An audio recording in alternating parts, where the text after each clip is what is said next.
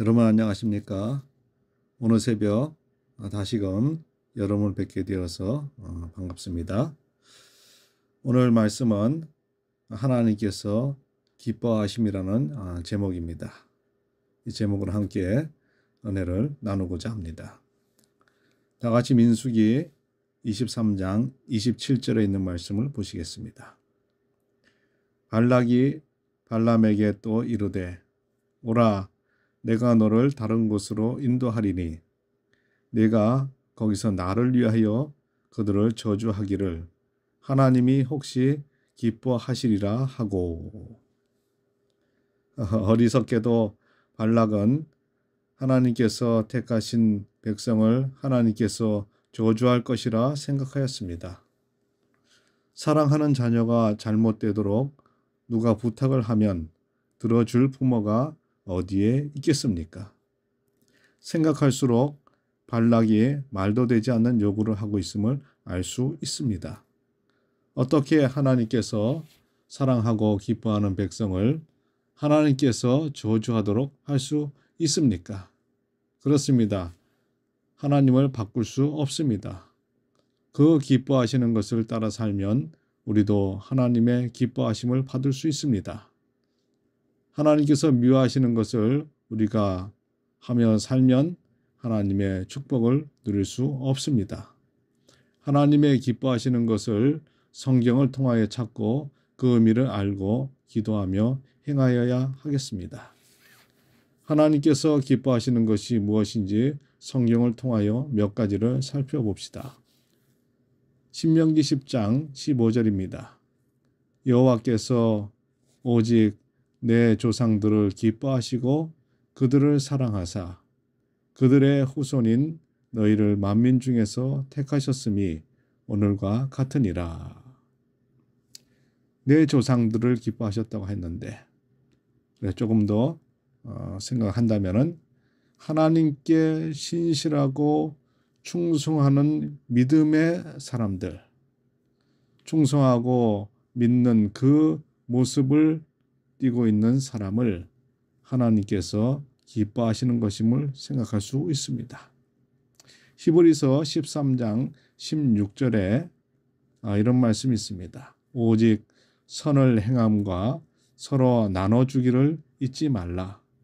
이 같은 제사는 하나님이 기뻐하시느니라. 선을 행한 것과 또 나눠주는 것 하나님께서 기뻐하십니다. 어떤 하나님을 히브리서 13장 16절에서 언급을 하고 있습니다. 또 한 성경절을 보겠습니다. 잠언 11장 1절 속이는 저울은 여호와께서 미워하셔도 공평한 추는 그가 기뻐하시느니라.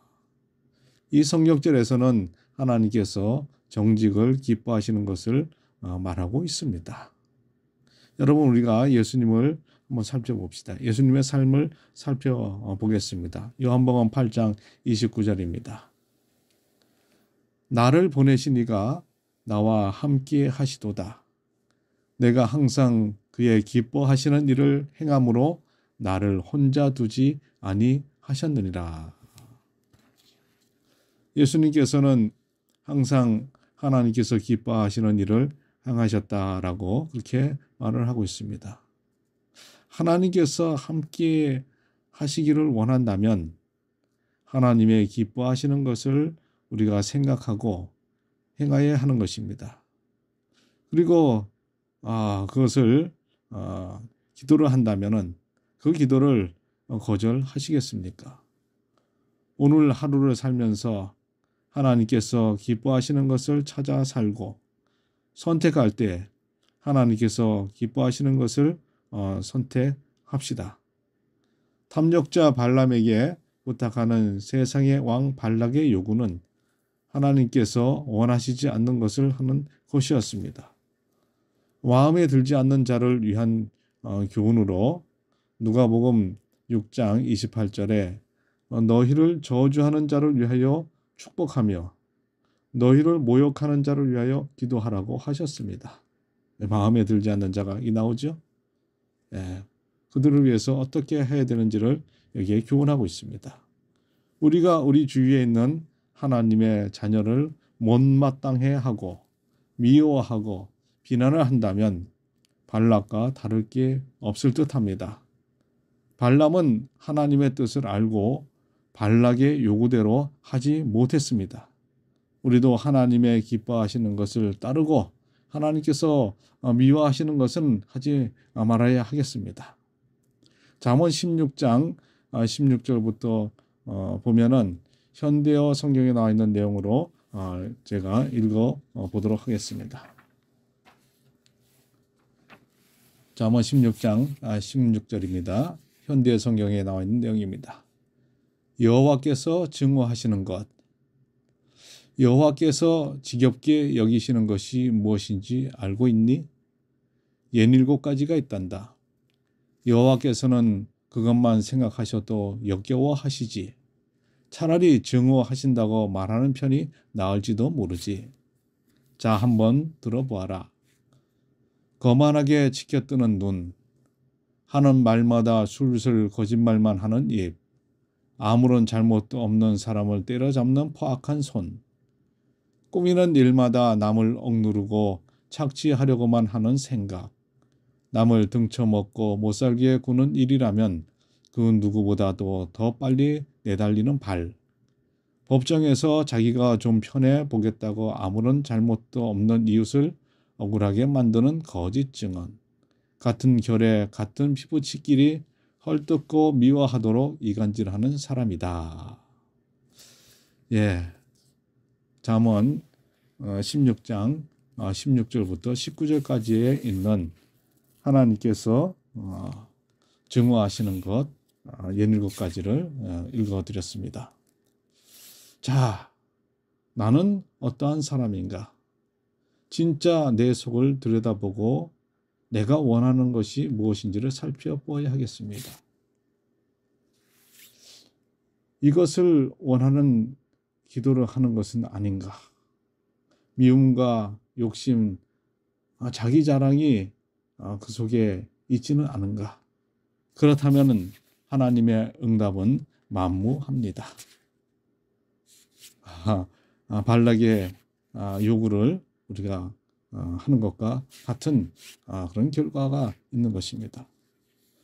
한 목사님이 한 번은 예배 때 완전히 형편없는 설교를 하였습니다. 목사님답지 않게 말도 더듬고 준비해온 원고를 제대로 찾지 못해서 횡설수설을 하고 그것도 한 번도 아니고 몇 번이나 그렇게 하였습니다.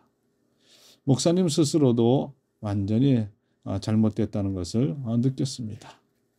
목사님은 성도님들이 자신으로 인해 실족하지 않기를 바라는 마음으로 강단에서 내려오는 순간부터 간절한 마음으로 하나님께 기도를 하였습니다.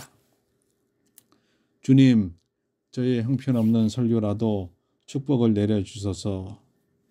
성도들의 마음에 성령 하나님을 보내주소서. 그리고 그렇게 날마다 간절히 기도하였고, 다음 주가 되자 지난주 설교를 듣고 성령 하나님의 감동을 받은 교인들이 새 영혼들을 전도를 해가지고 온 것입니다. 목사님은 너무나 기뻤습니다.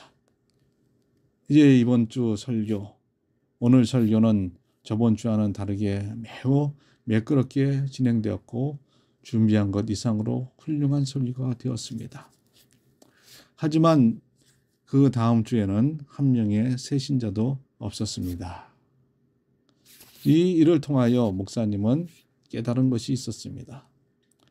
아무리 형편없는 설교라도 하나님이 사용하시면 역사가 일어나지만 아무리 훌륭한 설교라도 하나님이 버리시면 아무 일도 일어나지 않는다는 것이었습니다. 하나님께서 사용하는 기도인가? 하나님께서 곤란해 하시는 기도인가? 사도행전 10장 38절 하나님이 나사렛 예수에게 성령과 능력을 기름 붓듯 하셨음에 저가 두루 다니며 착한 일을 행하시고 마귀에게 눌린 모든 자를 고치셨으니 이는 하나님이 함께 하셨습니다. 예수님께서는 착한 일을 하시고 마귀에게 눌린 자를 고치시는 그와 같은 동기를 가지시고 그렇게 생활하셨습니다. 요한복음 8장 29절 나를 보내신 이가 나와 함께 하시도다. 내가 항상 그의 기뻐하시는 일을 행함으로 나를 혼자 두지 아니하셨느니라. 예수님께서는 항상 하나님께서 기뻐하시는 일을 생각하며 행하셨다. 기뻐하시는 일을 행하신 같은 삶을 사셨다라고 말씀을 하고 있습니다. 기도의 근본이 하나님을 기쁘시게 하는 것인가? 아니면 그것이 자신을 위한 기도인가? 더 나아가 하나님을 거스르게 하는 기도인가? 하나님의 기뻐하시는 것을 위해서 하는 기도가 되기를 간절히 바랍니다. 오늘도 하나님의 은혜와 축복을 많이 누리시기를 바라면서 말씀을 드리도록 하겠습니다.